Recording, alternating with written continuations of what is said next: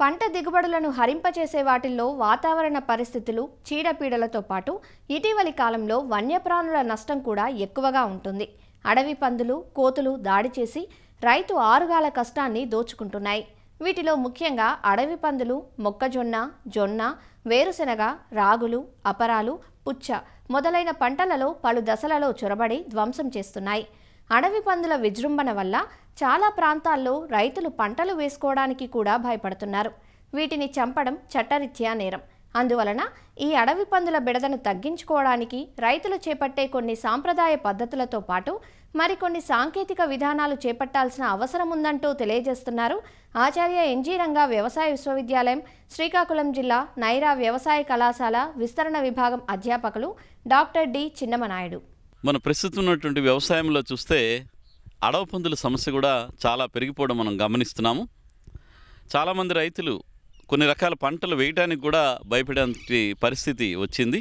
అదేవిధంగా రిజర్వ్ ఫారెస్ట్కి దగ్గరగా ఉండేటువంటి రైతులు పొలాలు అయితే ఏవైతే ఉన్నాయో అక్కడ ఈ అడవి పందుల సమస్య ఇంకొంచెం ఎక్కువగా ఉండటం కూడా మనం గమనిస్తున్నాము. ఒకవేళ రైతులు ధైర్యం చేసి పంటలు వేసినప్పటికీ పంట ఫలసాయం వచ్చే సమయంలో మరి అడవి పందులు ఎక్కువగా నష్టపరచడం మనం గమనిస్తున్నాము. మరి అడవి పందులు సమస్య ఎక్కువ అవుతుంటే రైతులు పంట మార్పిడి చేయాలంటే భయం, కొత్త పంటలు వేయాలంటే ఆలోచించిన పరిస్థితి, అదేవిధంగా వేసిన పంట కూడా మనం నష్టపోవడం జరుగుతుంది. మరి ఇలాంటి పరిస్థితుల్లో అడవి పందుల బారి నుంచి పడకుండా పంటను కొంతవరకు రక్షించుకోవాలంటే మరి కొన్ని రకాలైనటువంటి యాజమాన్య పద్ధతులు మనం పాటించాల్సిన అవసరం ఉంటుంది. ఎందుకంటే అడవి పందుల్ని మరి వైల్డ్ యానిమల్ యాక్ట్లో కొన్ని పరిస్థితుల్లో మనం చంపడానికి అవకాశం లేదు. ప్రధానంగా ఏంటంటే ఈ అడవి పందుల నుంచి సమస్య ఎలా ఉంటుందంటే ఇవి మనకి చూస్తే కనుక చూపు అంత ఎక్కువ ఉండకపోయినా వీటి తలకు వాసన గ్రహణ శక్తి ఎక్కువగా ఉంటుంది. అంటే ఏదైనా పంటని వాసన ద్వారా గుర్తుపడుతుంటాయి. ఈ అడవి పందులు ఏంటంటే వాటి పొలాలకు వచ్చినప్పుడు తినేదానికన్నా అవి నష్టపరిచేది, డ్యామేజ్ చేయడం ఎక్కువ అవుతుంటుంది. ఈ అడవి పందులు బయట నుంచి పొలం చూస్తే మొక్కజొన్న లాంటి పొలాలు కనుక చూస్తే బయట బాగానే ఉంటాయి, లోపల చూస్తే కనుక ఒక 2 సెంట్లు, 5 సెంట్లు, 10 సెంట్ల వరకు కూడా నష్టపరుస్తుంటాయి. ఒకసారి ఆ పంటకి అలవాటు పడ్డాయంటే అవి ఏంటంటే ఆహారం ఎక్కడ ఎక్కువ దొరుకుతుందో అక్కడే ప్రతిరోజు రావడానికి ప్రయత్నం చేస్తుంది. దానివల్ల నష్ట తీవ్రత ఇంకా ఎక్కువగా ఉంటుంది. కాబట్టి ఇలాంటి పరిస్థితుల్లో రైతులు వీటి నుంచి పంటను రక్షించుకోవాలంటే కొన్ని సాంప్రదాయ పద్ధతులు, కొన్ని ఈ మెకానికల్ కొత్తగా నూతన సాంకేతిక పరిజ్ఞానాన్ని కూడా పాటించాల్సిన అవసరం ఉంటుంది. మరి రైతు స్థాయిలో ఉన్నటువంటి పద్ధతులు కనుక చూస్తే ఈ అడవి పందుల సమస్య ఎక్కువగా ఏ పొలాల్లో ఉంటుందో ఆ పొలం చుట్టూ కూడా ఈ పాత చీరలు ఏవైతే ఉంటాయో రంగురంగుల చీరలు పొలం చుట్టూ కట్టడం వల్ల అడవి పందులు పొలానికి వచ్చేటప్పుడు అవి ఆ ముక్కు ద్వారా వాసన చూసుకుంటూ కిందకి భూమికి దగ్గరగా ఆ ముక్కును పెట్టుకుంటూ నడుచుకుంటూ వస్తుంటాయి. అలాంటప్పుడు కనుక ఈ చీరలు అడ్డు తగిలాయి అనుకుంటే అక్కడ ఏదైనా ఆపద ఉంది, లేదో అందులో చొరబాటుకి ఏదో ఆటంకం కలుగుతుందని ఆ పొలాల్లోకి చొరబడకుండా వేరే పొలాలకు వెళ్ళిపోవడం కూడా జరుగుతూ ఉంటుంది. అదేవిధంగా సాంప్రదాయ పద్ధతుల్లో చూస్తే మనకి ఈ కుళ్ళిన కోడిగుడ్లు 25 ml సొన 1 లీటర్ నీటికి, ఆ విధంగా 60 కోడిగుడ్లను కొట్టినటువంటి సొన ఒక 15 నుంచి 16 లీటర్ల ట్యాంక్లో కలుపుకొని దాన్ని పొలం చుట్టూ కూడా గట్ల మీద వాటి ఏ ప్రాంతం నుంచి పొలంలోకి ప్రవేశిస్తున్నాయో వాటిని గమనించుకొని ఆ ప్రాంతాల్లో కనుక గట్ల చుట్టూ కూడా 1 మీటర్ వెడల్పులో కనుక పిచికారీ చేస్తే ఈ కోడిగుడ్లు సొన ఏదైతే ఉందో ఆరుతున్న కొద్దీ వాసన ఇంకొంచెం ఎక్కువగా వస్తుంది. కాబట్టి అడవి పందులు పొలానికి వచ్చేటప్పుడు అవి పంట వాసన తెలుసుకోలేక అది వేరే ప్రాంతాలకు వెళ్ళిపోవడం కానీ, అదేవిధంగా ఈ కుళ్ళిపోయిన కోడిగుడ్ల వాసన భరించలేక వేరే ప్రాంతాలకు తరలిపోవడం జరుగుతుంటుంది. కాబట్టి ఆ విధంగా తక్కువ ఖర్చుతో ఇది కూడా ఎక్కువ రోజులు పనిచేయదు. మనకి 7 నుంచి 10 రోజుల వరకు ఈ పద్ధతి పనిచేస్తుంది. కాబట్టి సమస్య ఎక్కువ ఉన్నప్పుడు రైతులు ఈ విధంగా కుళ్ళిన కోడిగుడ్ల సొన వేసుకోవచ్చు. సల్ఫరు అదేవిధంగా మనం ఆముదం 2 కలిపి ఒక బకెట్లో వేసుకొని ఈ కొబ్బరి తాడు ఏదైతే ఉంటుందో మన పొలానికి 1 లేదా 2 వరుసలు కట్టడానికి ఎంత తాడు అవసరం ఉంటుందో అన్ని మీటర్ల తాడుని మనం ఈ గంధకం ఆముదం మిశ్రమంలో 24 గంటలు నానబెట్టి అది కనుక మీరు పొలం చుట్టూ కడితే గంధకం నుంచి కూడా ఒక రకమైన వాసన వస్తుంది. ఆ వాసనకు కూడా అది వికర్షితం అయిపోయి అడవి పందులు బయటికి పొలాలకు కూడా పొలానికి రాకుండా ఉంటాయి, వచ్చినా కానీ బయట పొలాలకి వెళ్ళిపోతాయి. ఈ తాడు ఏదైతే మనం 6 అడుగెత్తులో కడతామో అది కూడా వాటికి శరీరానికి తగలడం వల్ల ఏదో ఒక అడ్డు ఉంది అని భయపడి అవి మళ్ళీ వేరే పొలాలకి వెళ్ళిపోవడం అనేది జరుగుతుంటుంది. ఇటీవల కాలంలో మనకి ఆచార్య ఎన్జీ రంగా వ్యవసాయ విశ్వవిద్యాలయం అలాగే ఆర్నితాలి డిపార్ట్మెంట్ రాజేంద్ర నగర్ హైదరాబాద్ వాళ్ళు కూడా కొన్ని పరిశోధనాత్మకంగా ఈ అడవి పందుల సమస్యలు నివారించడానికి కొన్ని ప్రయోగాలు చేయడం జరిగింది.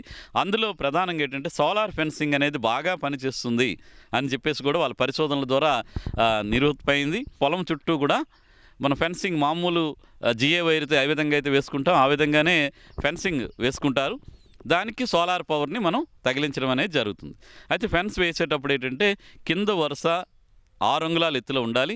అదేవిధంగా స్తంభాలు కూడా వీలైనంత వరకు అడుగున్నర వరకు పాతేసినట్టు ఉండాలి. లేకపోతే ఈ అడవి పందులు ఏంటంటే భూమిని గుల్లబారిచేసి స్తంభాలని నెట్టుకొని కూడా వెళ్ళిపోయేటువంటి పరిస్థితి ఉంటుంది.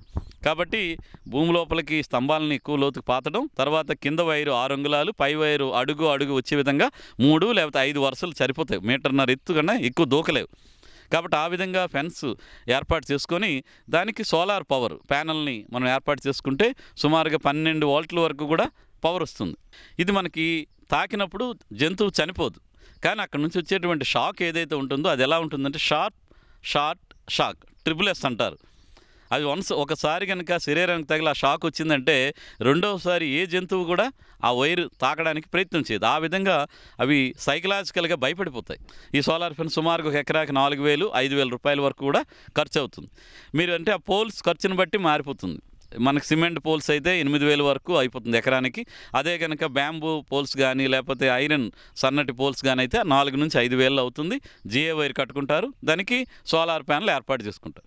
కాకపోతే ఈ కింద ఉన్నటువంటి వైర్కి ఎప్పుడు కూడా ఆ పవర్ డిశ్చార్జ్ అవ్వకుండా కలుపు ఏదైనా వైర్లకు తగిలితే అవి ఎప్పటికప్పుడు నిర్మూలించుకుంటే మనం 4-5 సంవత్సరాల వరకు కూడా ఈ ఫెన్సింగ్ వాడుకోవచ్చు. మరి ఇటీవల ఉన్నటువంటి అన్ని పద్ధతుల్లో మనకు అడవి పందులతో పాటుగా కొన్ని దగ్గరలో కోతుల సమస్య ఉంటుంది, వేరే రకాల జంతువులు కూడా పొలాలకు వస్తుంటాయి. కాబట్టి మరి అన్ని రకాల జంతువులకి మనకి బాగా రక్షణగా ఉండాలంటే ఈ సోలార్ ఫెన్సింగ్ అనేది ఇటీవల కాలంలో బాగుంటుంది. అదేవిధంగా ఎకోడాన్ అని చెప్పేసి ఇంకొక కెమికల్ ఉంది. అది 1 లీటర్ తీసుకొని 100 లీటర్ల నీటికి కలిపేసి అది కూడా పొలం గట్ల చుట్టూ కూడా పిచికారీ చేస్తే దాని నుంచి కూడా ఒక రకమైన వాసన వస్తుంది. అది కూడా ఇందాక మనం కోడిగుడ్లు ఏ విధంగా అయితే వాసనతో పనిచేస్తుందో ఆ విధంగా ఇది కూడా పనిచేస్తుంది.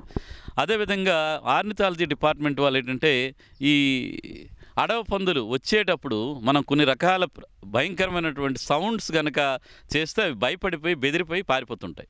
దానికోసం కానీ ఏంటంటే మనం ప్రీ రికార్డెడ్ సౌండ్స్ అంటే అడవి పందులు ఏ సౌండ్స్కి భయపడతాయో అవన్నీ కూడా కొంత పరిశోధన చేయడం జరిగింది. గాండ్రింపు సౌండ్లు కానీ లేదా అడవి పందును మనం పట్టుకునేటప్పుడు వాటి నుంచి కూడా బెదిరిపోయి భయపడేటువంటి సౌండ్స్ ఉంటాయి.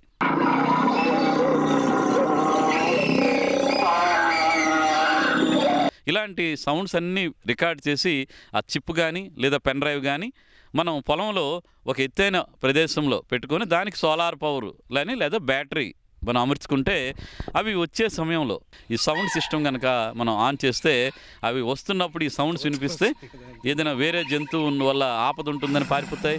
లేదా అడవి పంది సౌండే మనం గట్టిగా పెడితే పందును పట్టుకున్నారు కాబట్టి అవి కూడా దొరికిపోతాయని భయపడి ఆ విధంగా అవి కూడా పారిపోయేటువంటి అవకాశం ఉంటుంది. కాబట్టి ఈ విధంగా ఎకోస్టిక్స్ అంటాం, అంటే భయంకరమైనటువంటి శబ్దాలు చేసేటువంటి ఆడియో సిస్టమ్స్ని కూడా మనం పొలం మధ్యలో పెట్టుకుంటే ఆ సౌండ్స్కి కూడా మనకు అడవి పందులు పారిపోయే అవకాశం ఉంటుంది. కాబట్టి ఈ విధంగా రైతులు వారికి ఉన్నటువంటి అవకాశాలను బట్టి పెట్టేటువంటి ఇన్వెస్ట్మెంట్ని బట్టి కూడా ఒకే పద్ధతిలో మనం అడవి పందులు కంట్రోల్ చేయడం అంటే కష్టం. ఎందుకంటే అవి కూడా సైకలాజికల్గా తెలివైనవి, అవి అలవాటు పడిపోతాయి.